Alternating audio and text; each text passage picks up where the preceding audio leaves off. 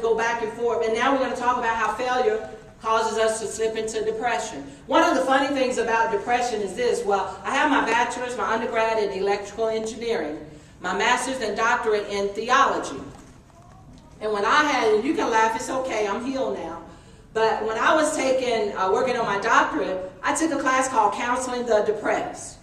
And as I began to take that class, and it started talking about chronic depression, and it gave 15 signs and said, do you feel this way? Do you feel? And I said, no, but all my life I felt this way. It's only been for the past year that I don't feel these things. And I said, this is what's been wrong with me. I've been depressed all my life. I want you to know, y'all didn't laugh, but that's okay. But depression, what I found out about depression is people are very functional. Some of you probably in here today are depressed and may not even know it because I didn't know it.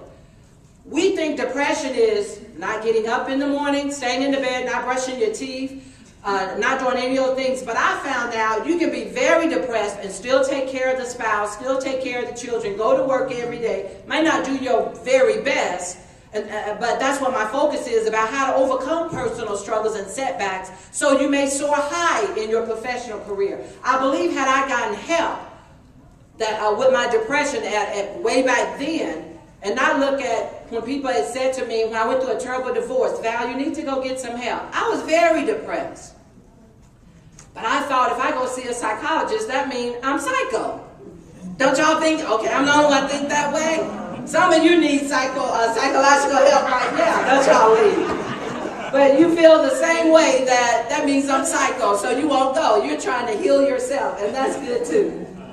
But I realize, I sometimes wonder, where would I be in life had I, did things the way I was supposed to do? Because I realize God has given people the innate ability to help people with issues. And I've had plenty. We're talking about causes of depression, unfulfilling careers. Let me see our hands again, please, because more have come in. How many of you are unfulfilled with your current job? Please raise your hands real high. Okay, out of those, keep your hands up. How many of you dread getting up in the morning? Some of the hands then went down. So you're living in an unfulfilled career, but you love getting up in the morning. I don't mean love being alive. We all love that. That you dread that you woke up. That's not what I mean. You dread the job that you have to go to. No, I don't dread my job. What's that, ma'am? I don't dread the job. I'm just not a morning person. Well, I'm with you there, too. I'm not a morning. How many of you are not morning persons? Thank you for coming out this morning, then. If you got causes of depression is disappointment on the job, we talked about that. Unhealthy relationships, both in career and personal life. Short-sighted goals. Lack of vision and path forward. Unfulfilled in your personal life and short-lived accomplishments. Which means, like myself, I've done a lot of great things, so I think. I don't think much of it a lot of time, even going overseas to play pro ball. I don't think much about it. And I tell you, my younger sister came to my house one day, years ago, and she was going through some photo albums of myself, talking about short-lived accomplishment. And, that's the one I'm on. I was ready to say, can I tie another one? But that one. I went overseas, played pro ball, Italy, Australia, Peru, worked for the Australian government, but I was miserable. So I don't share that with many people. And I know you say, what? You were getting paid for something you've done all your life. Yes, but that's not what I really wanted to do. I was running, and that's a whole other story. Running, not from the police. I was running from my calling to preach, y'all. They're going to say, she's been to jail, been to prison. No. I wasn't on the run from the FBI, let me clarify.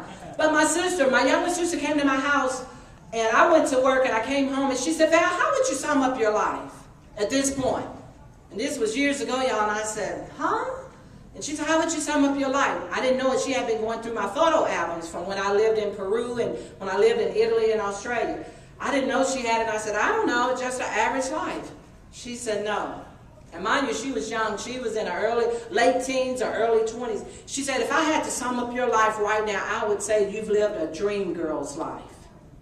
And I said, what? So it's amazing how other people see you and the accomplishments you've made. But to me, it was nothing because I was miserable. That was a short-lived accomplishment for me. I don't care if I did it 5 or 10 years. That was short for me. And I'm like, I've been there, done that, got the t-shirt, and I was miserable. Depression turned outward. Signs are less proactive on the job, no excitement in careers, dread getting up. You become comfortable just where you are and you lose your drive for success. Well, can I ask a question on that? Yes. On the chart before that one,